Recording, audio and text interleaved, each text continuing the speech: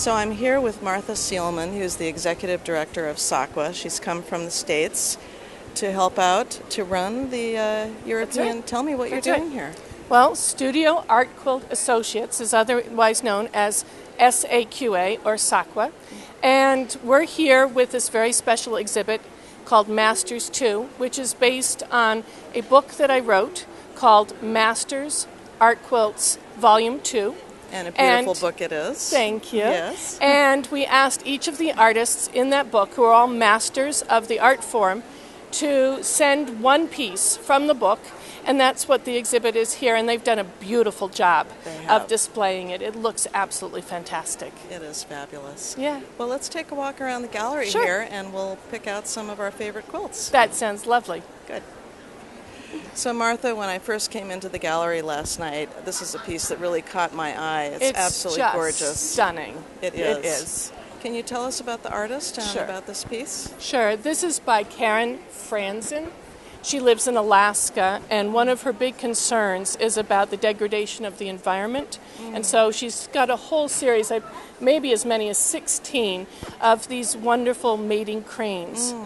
One of the things that's really unusual about her work, and part of, I think, what makes it so exciting, is all of the layers that she uses. This piece, I think, has 6, and each one is different, and then when you look into it, you feel that you really are gazing across the swamp where these birds are having their mating dance. And then there was a special fabrication for the cranes. That's right. These cranes are made of recycled men's suiting, which is not what I would think of to create bird plumage, but boy, it's beautiful. Yeah, it's really absolutely works. Beautiful. Good. Yeah.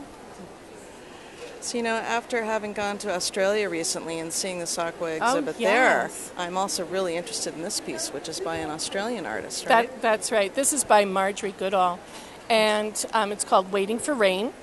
And what's fascinating to me about it is that when you are from a distance, all you see is the very subtle brown colors.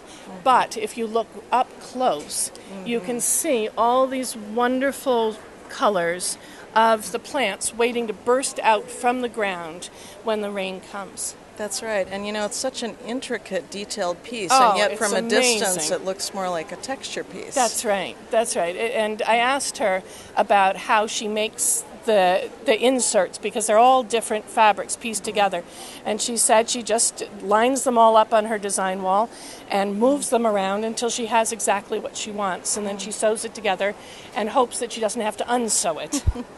Well, it's obviously very precise. Yeah. Very creative. No, it's beautiful. Good. So this is an autobiographical piece, I hear. It is. When we first opened this exhibit, Nelda Warkentin, the artist, was actually there, and she talked about her work, and she said it was autobiographical. And when she said that, I was really surprised, because you look at it, and it's very abstract, and you think, well, how is that an autobiography? But what she said is that the colors and the shapes, all done in layers of sheer, are the passion and the excitement that she feels about her life, but that she's very careful about making everything in these grids, because she needs her life to be orderly and to have a structure. And so for her, this is a self-portrait. Sounds like a process to be emulated for a successful quilter. Well, she is that. She's on our board, and she's been a successful quilter for many, many years at this point. So this piece really caught my eye across the room, and it has a very crisp type of image. Can you tell us how the artist created this? It does have very crisp images, and that's one of the things I often talk about, because this artist, Taffy Brown from New Hampshire, has been using this process, Cyanotype Printing, for over 30 years. Wow. So she started doing this long before anybody else was doing photo transfer. But it is a photo transfer process. It's just using a different process, the one that architects use to make blueprints, because it only prints in blue. Okay. And that's the cyan part. Right. And it makes these just amazing images, and then she you know, like a lot of people working with imagery, plays with reversing them and turning them upside down in order to create these very interesting graphical lines in her work. And so the red is I painted over the top, maybe? I don't know exactly how she gets the red, because most of her work is in the blues, and they're beautiful blues. Yeah, great. Yeah. So this piece is by a Korean artist. That's right. Misik Kim is from Korea, and this piece is just incredible. When I had worked on it for the book, I thought it was this big, and I thought, okay, something hand-sewn this big, I can imagine. It isn't, of course. It's huge, and it's all handmade. And one of the things I find really interesting is that the materials she used is a much more loosely woven cotton than we have in the U.S., and it really creates a very different look. The light reflects very differently. It more absorbs into the fabric. And this is her version of if a bird were above a mountain looking down on the forest, this is what the bird might see. And it's just beautiful. It is. And, you know, I thought there was a little whimsy in there, too, sort of tipping the hat to the contemporary quilters. It looks like a bunch of quilt blocks that got thrown up in the air and they all landed randomly. It may be. Misik does a lot of teaching and is a real ambassador for quilt art in Korea. That's great. Yeah. So when I first saw this piece, at first I thought maybe it was one of the modern quilt guild pieces, but it's so huge, I thought, I haven't seen any modern quilts that big, so tell me the rest of the story. While it has some things in common with the modern quilt guild aesthetic, and as seen in a number of pieces, this is by an artist who's been working in this style for a very long time, named Eleanor McCain, who is actually a pediatrician down in Florida.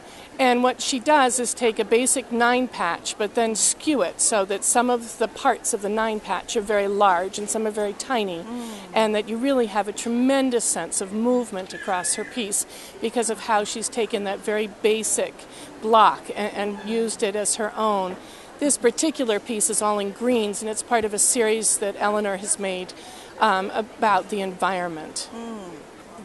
So this is a very unusual piece. Yes, it is. This is a piece by Tim Harding, who lives in Minnesota. And what Tim is known for and has been working with for, seems like forever, is this wonderful sense of color using silks. And most of us, when we're quilting, we use cottons. And in fact, sometimes we worry, well, maybe I need to use 100% cotton. Well, Tim believes in just silk because it reflects light in a way that cotton just doesn't. And that combined with this incredible color sense in making these pieces, this particular one celebrating autumn, it just creates an amazing surface. What he's doing is putting several layers of the silk, cutting through them, separating them so that you see some of one color, some of another, and then twisting and sewing down the different layers so that all of the different colors play off against each other and create just a sparkling surface. Well, Martha, I want to thank you again for showing us around this exhibit and telling us about the artists and their pieces. Well, it's my pleasure. I always enjoy talking about a SAQA exhibition. Thank you so much for asking me. You're welcome. Yes.